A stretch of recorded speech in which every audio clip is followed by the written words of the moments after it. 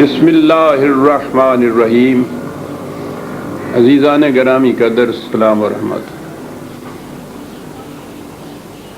آخری درس 2 اپریل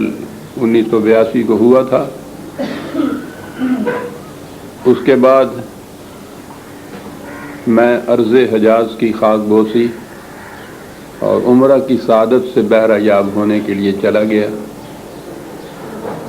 ابھی واپس آیا ہوں۔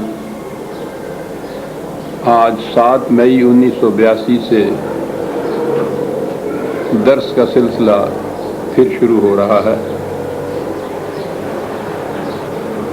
سابقہ درس میں ہم سورہ الفتح کی 17ویں آیت تک پہنچے تھے،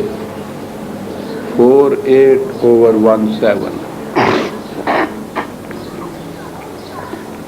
اسی سورہ کی 18ویں آیت سے درس کا آغاز ہوگا، لیکن چونکہ درمیان میں قریب 1 مہینہ کا انقطاع ہوا ہے، تو پس منظر کو سامنے لانے کے لیے مختصراً عرض کر دوں کہ سورہ الفتح کا تعلق صلح حدیبیہ سے ہے۔ نبی اکرم صلی اللہ علیہ وسلم ہجرت کے بعد مدینہ تشریف لے گئے۔ حج ابھی فرض نہیں ہوا تھا، لیکن عرب تو شروع سے ہی حج اور عمرہ ادا کیا کرتے تھے۔ نبی اکرم صلی اللہ علیہ وسلم کے قلب مطہر میں یہ آرزو بار بار مچلتی تھی کہ کعبہ جسے مملکت اسلامیہ یا نظام خداوندی کا مرکز قرار دیا گیا ہے، اسے مخالفین اسلام کے قبضے یا تحویل میں تو نہیں رہنا چاہیے۔ مرکز کو تو بہرحال اسی نظام کی تحویل میں ہونا چاہیے جس کا وہ مرکز ہے۔ قرآن نے بڑے حسین انداز میں یہ بات کہی ہے کہ ہم دیکھتے تھے کہ کس طرح تو اے رسول للچائی ہوئی نظروں سے بار بار آسمان کی طرف تکتا ہے، اور ہم نے یہ کہا تھا کہ یہ ایسا ہوگا۔ نظام کا مرکز تو اہل نظام کے ہاتھوں میں ہی ہونا چاہیے، لیکن وہ شیعت کے پروگرام کے مطابق تو ہر بات اپنے وقت پر جا کر ہوتی ہے۔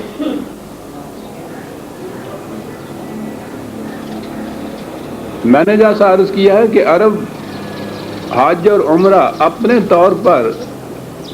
ادا کیا کرتے تھے، تو اس اعتبار سے بہرحال قریش کی مخالفت برابر 6-7 سال سے جاری تھی، لیکن ان کا عرب ہونا تو اس کے منافی نہیں تھا۔ روایت کے مطابق اور قرآن کریم میں بھی ہے کہ حضور نے ایک خواب دیکھا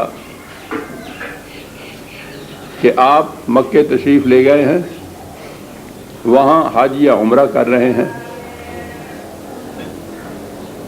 سن 6 ہجری میں ذی قعدہ کے مہینہ میں آپ نے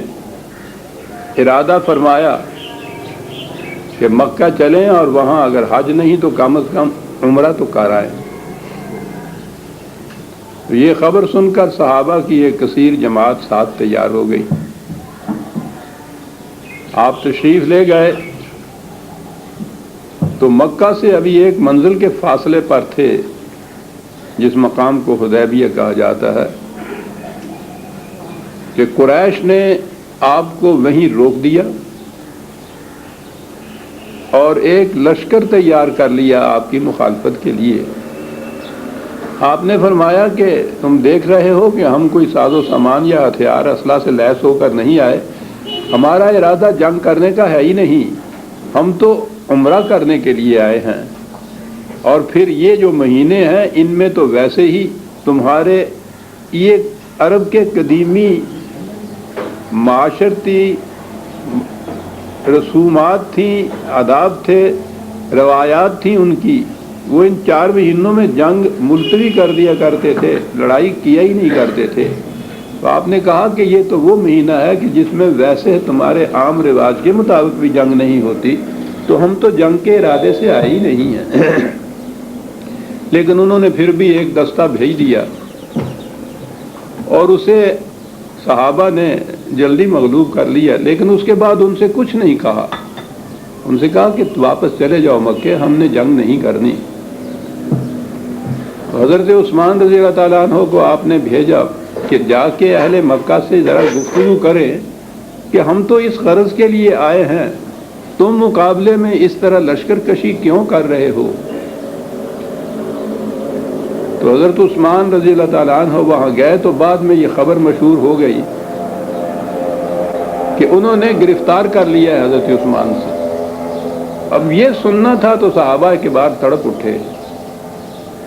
کہ یہاں تک نوبت پہنچ گئی ہے تو پھر ہم خاموش کس طرح سے بیٹھے رہیں؟ آپ نے بھی اس کا اندازہ لگایا کہ قریش کی نیت بد ہے، ہم ان کے گھر کے پاس آ گئے ہیں،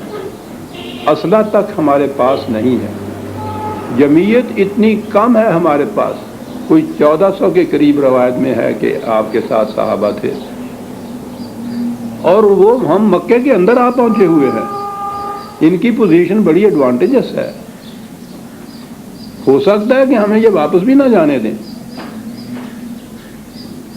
آپ کو معلوم ہے قرآن کریم نے کہا ہے کہ ایک شخص مسلمان اس وقت ہوتا ہے جب وہ یہ عہد کرتا ہے ان اللہ اشتری من المؤمنین انفسهم واموالهم بان لهم الجنہ، وہ عہد کرتا ہے کہ میں اپنی جان اور اپنا مال یا جو کچھ بھی ہے میں خدا کے ہاتھ بیچتا ہوں، اور خدا اس کے معاوضے میں کہتا ہے کہ میں تمہیں جنت دے دوں گا۔ تو یہ ایک آپس میں عہد اور معاہدہ ہوتا ہے خدا اور مومنین کا۔ اب یہ ظاہر ہے کہ خدا تو تصورات کی دنیا سے بھی ماورا ہے، چہ جائے کہ وہ اس معاہدے پر عمل درآمد کرانے کے لیے خود سامنے آئے کہ لاؤ بھائی جو تم نے بیچا تھا ہمارے ہاتھ میں ہمیں دے دیجئے۔ تو یہ جو کچھ تھا وہ اسلامی نظام کی وساطت سے ہوتا تھا۔ نبی اکرم صلی اللہ علیہ وسلم مرکز اور سربراہ تھے اس نظام کے۔ حضور نے اس وقت جو روایت میں ہے کہ ایک شجرہ، وہ ایک درخت، اس کے نیچے بیٹھے تھے اور آپ نے یہ کہا کہ دیکھو بھائی وہ جو تم لوگوں نے معاہدہ کر رکھا ہے خدا سے جان اور مال دینے کا، تو مال تو وقتاً فوقتاً دیتے ہی رہے ہو، آج وقت آ گیا ہے کہ یہاں جان دینی پڑے گی، تو آؤ وہ جو تمہارا معاہدہ ہے اس کی تجدید کرو۔ بیچ دینے کے لیے بیع کا لفظ آتا ہے اور یہیں سے لفظ بیعت ہے،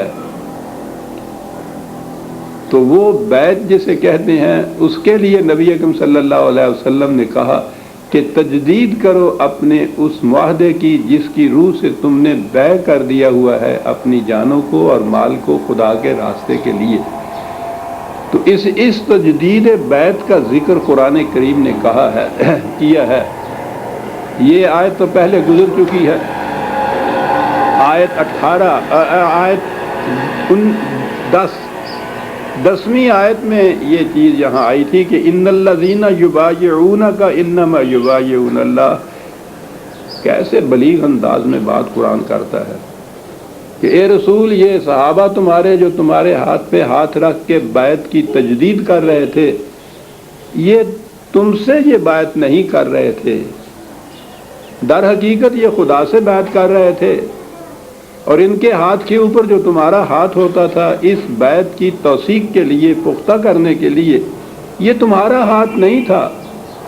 آن بہاف آف اللہ جسے ہم کہتے ہیں، تم خدا کی طرف سے اس بیعت کو لے رہے تھے، اس لیے یہ ان کے ہاتھ کے اوپر خود اللہ کا ہاتھ تھا۔ میں نے ان آیات کو جب سامنے لایا تھا تو عرض کیا تھا کہ اسلامی نظام کس حسین انداز میں قرآن نے اس کا تصور پیش کیا ہے کہ یہ ہوتا تو ہے سب کچھ خدا کے احکام کی تعمیل کے لیے، لیکن خدا تو محسوس شکل میں سامنے نہیں آتا۔ محسوس شکل میں جو کچھ کرنا ہوتا ہے وہ اسلامی نظام کرتا ہے، اسلامی نظام کا سربراہ